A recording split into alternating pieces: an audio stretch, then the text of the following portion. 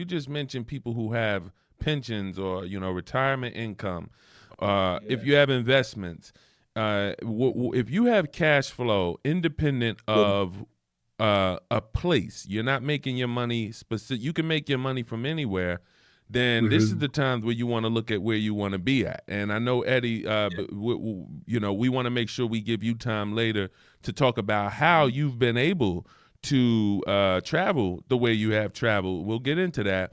But I want to make sure people know if you have basically cash flow, even a pension or Social Security, I mean, there's some incredible places that you can live right now. And I want to get into, I don't know how much time we have in this segment, but I want to get into some cost of living. Some cost, because some of the videos that caught my eye, and I think that have caught a lot of people's eye, Eddie, is when you make these cost of living videos where you show this is what you can get for $200 US a month. This is what you can get for $800 or $1,000 US a month. Why don't you take us through from a cost of living standpoint?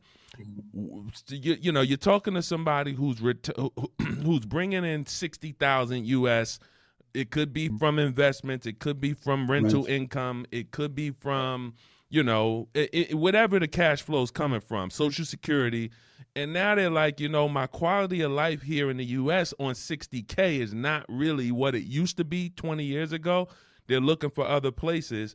What have you seen country-wise, cost of living being the best to the most expensive in your journeys?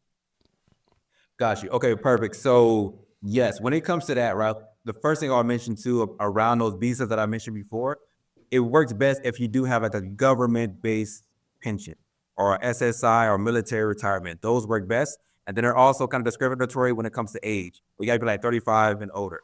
So most people who make this move generally are a little bit older.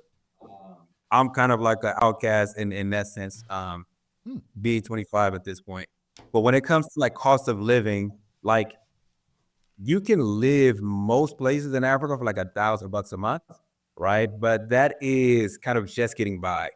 Preferably, if you can make like $2,500 a month, like you can live very, very, very well in most of these places.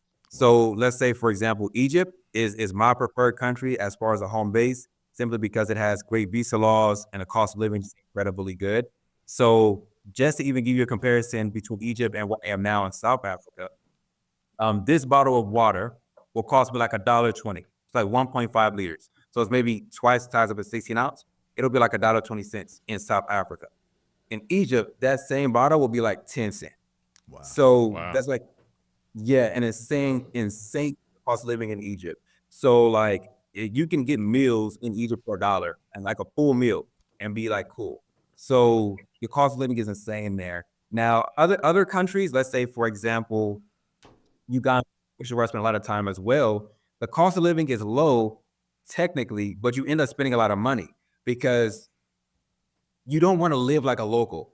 And people make that mistake of trying to live like a local, but you don't want to be showered out of a bucket. Like, no, we have a certain policy market we're used to, and we cannot just adjust to live like a local. And so even though the cost of living may be cheaper in certain countries, especially like the sub-Saharan African countries, you end up spending a lot more to get the creature comforts that we're used to, right? So you may go to a lot of places that they don't even have a hot water heater. So you're taking cold showers all the time, right? And so if you're a man, maybe you can deal with that, but your wife is not going to allow that. I can't deal with it.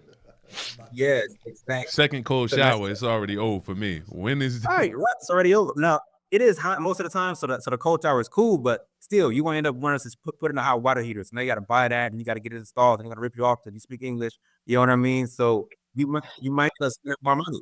You know, so yeah, that's like the cost of living, man. $1,000 you can live pretty much anywhere, but you're gonna live basic. $2,500 you can live a nice life in most countries.